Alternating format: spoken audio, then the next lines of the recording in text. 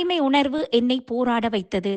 என் போராட்டத்தால் குற்றுயிராக மீட்கப்பட்டு வைத்தியசாலையில் அனுமதிக்கப்பட்டு வெளியேறிவிட்டேன்.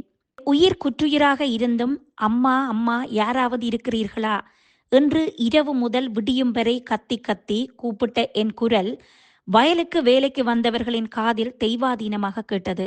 என் குரலை கேட்டவர்கள் குரல் வந்த திசையை நோக்கி வந்து என்னையும் எனக்கு பக்கத்தில் அழுகிய நிலையில் உள்ள உடலத்தையும் பார்த்துவிட்டு போலீசாருக்கு தகவல்களை வழங்கியதுடன் என்னையும் மீட்டு என்னருகில் சிதைந்திருந்த உடலத்தையும் மீட்டு விட்டார்கள். அதன் பின் கிணறும் தூர்வாரப்பட்டு விட்டது. குற்றுயிராக வந்த எனக்கு வைத்தியசாலை உயிர் தந்தது. உயிரோடு மீட்கப்பட்ட பின் என்னை பார்த்து கேட்ட கேள்வி, நீங்கள் யார்? எவ்வாறு இந்த கிணற்றுக்குள் விழுந்தீர்கள்? தற்கொலை செய்து கொண்டீர்களா? என்று என்மேல் பல கேள்விகள் தொடுக்கப்பட்டது. அத்தனை கேள்விகளுக்கு பின்னால் என்னிடம் இருந்த பதில், சுய நினைவற்ற நிலையில் நான் இந்த கிணற்றுக்குள் வீசப்பட்டேன். ஆனால் நினைவு திரும்பும் பொழுது நான் முதலில் தேடியது என் கையில் இருந்த குழந்தையை தவிர என் நகையையோ பணத்தையோ அல்ல. என் பிள்ளை எங்கே, என் பிள்ளை எங்கே என்று அழுத பொழுது எனக்கு வைத்தியசாலையில் உள்ள போலீசார் வழங்கிய ஆறுதல் வார்த்தை, உங்கள் பிள்ளை பத்திரமாக இருக்கிறா. உங்களுக்கு என்னம்மா நடந்தது? ஏன் பாழடைந்த கிணற்றிற்குள் விழுந்தீர்கள்? தற்கொலை எண்ணமா என்ற பொழுதுதான் எனக்கு என்ன நடந்தது என்று என்னை நான் கேள்வி கேட்கும் அளவுக்கு என் மனம் பதைக்க தொடங்கியது. இருந்தாலும் நான் சுய நினைவை இழக்கும் வரை நடந்த நிகழ்வுகளை தெளிவாக கூறினால் போலீசாரின் துல்லிய நடவடிக்கைகளால் நான் ஏன் கிணற்றில் போடப்பட்டேன் என்பதற்கான விடையும் கிடைத்துவிடும்.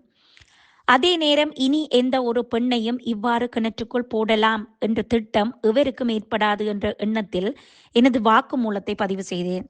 எனக்கு திருமணமாகி 3.5 வருடங்கள். 2.5 வயதில் ஒரு மகள் இருக்கிறார். பொருளாதார சுமை காரணமாக மகளின் சங்கிலி அடகி வைக்கப்பட்டிருந்தது. தற்பொழுது எமக்கு கிடைத்த பணத்தில் அடகை மீட்பதற்கு குழந்தையுடன் செல்ல தயாரானேன். காலைக்கும் மதியத்துக்கும் இடைப்பட்ட நேரம் வெயில் கடுமையாக இருந்தது. பிள்ளையையும் தூக்கி கொண்டு பஸ்ஸிற்காக காத்து நிற்கும் பொழுது ஆட்டோ ஒன்று வந்து சிலோ பண்ணி கேட்டார்கள், நீங்கள் கன நேரமாக நிற்கிறீர்கள், எங்கே போக வேணும்? கையில் கைப்பிள்ளையோடன் வெயிலில் நிற்கிறீர்கள் என்றதும் எனக்கு என் வயதை ஒத்த ஒரு அக்கா, நானும் பிள்ளையும் வெயில் நிற்பதை பார்த்து கேட்கிறாள். கடவுள் தான் இப்படி ஒரு உதவியை பண்ணியிருக்கிறார் என்று நினைத்து கொண்டு நான் மட்டக்களப்புக்கு போக பஸ்ஸிற்கு காத்து நிற்கிறேன் என்றதும், நாங்களும் மட்டக்களப்புக்குத்தான் போறோம், என் கணவன் தான் ஆட்டோ ஓடுகிறார், வாங்கோ என்றார்கள். அந்த நேரம் நான் என்னிடம் ஆட்டோவுக்கு தர காசு இல்லை என்றதும் 100 ரூபாய் தந்தா போதும் என்று சொல்லி ஏற்றி கொண்டு போனார்கள். அப்போது கூட நான் அக்கா மிக்க நன்றி, நான் வெயில் களைத்து விட்டேன் என்றதும், மட்டக்களப்புக்கு எங்கே போறீர்கள் என்றார்கள். நான் அடகு நகை மீட்கப் போகிறேன் என்று யதார்த்தமாக கூறிவிட்டு இறங்கி நகையை மீட்கச் சென்று விட்டேன். நகையை எடுத்துக்கொண்டு வரும் பொழுது, விரைவாக வேலை முடிந்ததா, வாங்கோ நாங்கள் மீண்டும் திரும்பி போகிறோம், போகும் பொழுது உங்களை வீட்டில் இறக்கி விடுகிறோம், ஆனால் போகும் பொழுது எங்கட தம்பி ரோட்டில் நிற்கிறார், அவரும் இந்த ஆட்டோவில் வருவார் என்றார்கள். நானும் ஓம் என்று பயணித்தேன். வவுனதீவுக்கு போற வழியில் ஜூஸ் கடையில் நிப்பாட்டி ஜூஸ் குடிப்போம் வாங்கோ என்றார்கள். என்னிடம் காசு இல்லை என்பதை உணர்ந்து எனக்கு ஜூஸ் வேண்டாம் என்றேன். சரி, நீங்கள் ஆட்டோவில் இருங்கள், நாங்கள் போய் ஜூஸ் வாங்கி வருகிறோம் என்று போனவர்கள் எனக்கும் தங்களுக்குமாக 3 ஜூஸ் வாங்கி வந்தார்கள். மூவரும் ஒன்றாகவே குடித்தோம். பின் நான் ஆட்டோ வலையிறவு பாலத்தை கடந்து செல்லும் பொழுது முச்சக்கர வண்டி ஓரமாக நிறுத்தப்பட்டு என்னுடன் கதைத்து கொண்டு வந்த பெண் இறங்கி இன்னும் ஒருவர் ஏறுவதை பார்த்தேன். என்னுடல் இனம் புரியாத சோர்வையும் ஒரு மயக்கத்தையும் தருவதைப் போல் உணர்ந்தேன். உள்ளுணர்வு ஏதோ சொல்ல எத்தனிக்கிறது, முடியவில்லை. அதன் பிறகு என்ன நடந்ததென்று தெரியாது. இது நடந்தது மத்தியானம். ஆனால் இரவு கும்மிருட்டு. நான் மெல்ல மெல்ல கண்முழிக்கும் பொழுது ஏதோ ஒரு நேர் வடிவிலான தண்டு அமைப்பு கொண்ட கொடியொன்றுக்குள் நான் சிக்கி இருப்பதாக உணர்ந்து அதனை பற்றி பிடித்திருந்தேன். சுவாசிக்க முடியாத அளவுக்கு நாத்தம். குமட்டி குமட்டி சக்தி வந்தது. அதே நேரம் என் கையில் இருந்த பிள்ளையை காணேலி என்ற உணர்வு எல்லாம் என்னை பித்து பிடித்தவள் போல் குளற வைத்தது. இரவு முழுக்க அம்மா அம்மா என் பிள்ளை எங்கே என்று குளறி குளறி நாக்கு தண்ணி வற்றிவிட்டது. விடிய வயலுக்கு வந்தவர்கள் என் சத்தத்தை கேட்டு என்னை வெளியில் எடுத்தார்கள். அதிகாலை விடிந்த பொழுது மெல்ல மெல்ல வெளிச்சம் வந்தது. நான் கண்ட காட்சியோ அகோரமானது. எனக்கு அருகில் ஒரு பிணம் உடல் ஊதி கண் பழுத்து திசுக்களில் இருந்து வரும் இரத்தம் புழுவாக மாறி அது தண்ணீரில் மிதந்து திரிகிறது. இரவு முழுவதும் அந்த பிணத்தின் கைகளை கொடியென நினைத்து பிடித்து கொண்டிருக்கிறேன் எனும் பொழுது என்னாலேயே என்னை நம்ப முடியவில்லை.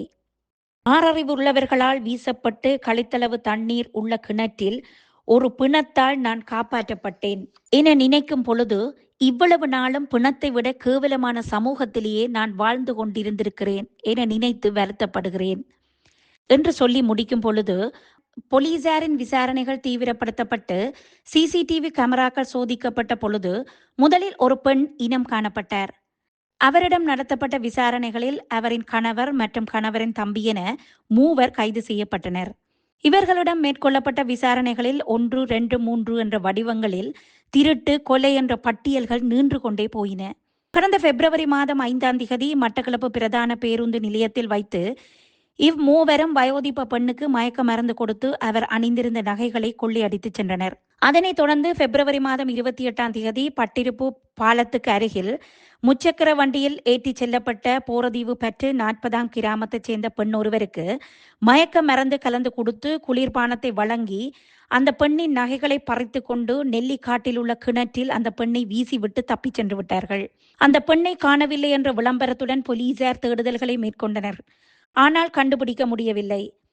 இந்த முயற்சியில் தாம் வென்றுவிட்டோம், இந்த கிணற்றை வைத்து பிழைப்பு நடத்தலாம் என்ற நிலையில் மார்ச் மாதம் 19ஆம் தேதி வீதியில் சென்ற பெண்ணை முச்சக்கர வண்டியில் ஏற்றி மயக்க மருந்து கொடுத்து பெண் அணிந்திருந்த 5 பவுண்ட் தாலிக்கொடி மற்றும் அடகில் மீட்கப்பட்ட 1 பவுண்ட் தங்கச்சங்கிலிகளையும் எடுத்துக்கொண்டு அந்த பெண்ணின் குழந்தையை வயலில் வீசிவிட்டு அதே கிணற்றுக்குள் குற்றுயிராக இருந்த பெண்ணை போட்டுவிட்டு கலட்டி எடுத்த நகைகளுடன் அடைவு கடைக்கு சென்று அடைவு மூலம் பெற்ற பணத்துடன் உல்லாச வாழ்வுக்கு தயாரான பொழுதுதான் காட்டி கொடுத்தது அந்த சிசிடிவி. இந்த பெண் குற்றுயிராக போடப்பட்டு உயிர் பிழைத்திருக்காவிட்டால் இன்னும் பல பெண்களை இந்த கும்பல் மயக்கமுற வைத்து கிணற்றுக்குள் போட்டிருப்பார்கள். இந்த திருட்டு கொலை சம்பவத்தில் ஈடுபட்ட தம்பதிகள் 2 குழந்தைகளின் பெற்றோர்கள்.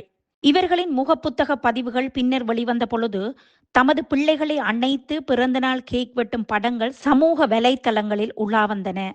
அவ்வாறான ஒரு பெற்றோர் இந்த பெண்ணின் 2.5 வயது குழந்தையை இரவு நேரத்தில் வயலில் வீசிவிட்டு 20 கிலோமீட்டர் கடந்து சென்று பாழடைந்த கிணத்தில் குற்றுயிரான பெண்ணை இறந்ததாக நினைத்து வீசிவிட்டு சென்று விட்டார்கள். இவர்கள் 3 அடகு வைத்த கடைக்காரர் 2 5 கைது செய்யப்பட்டுள்ளனர்.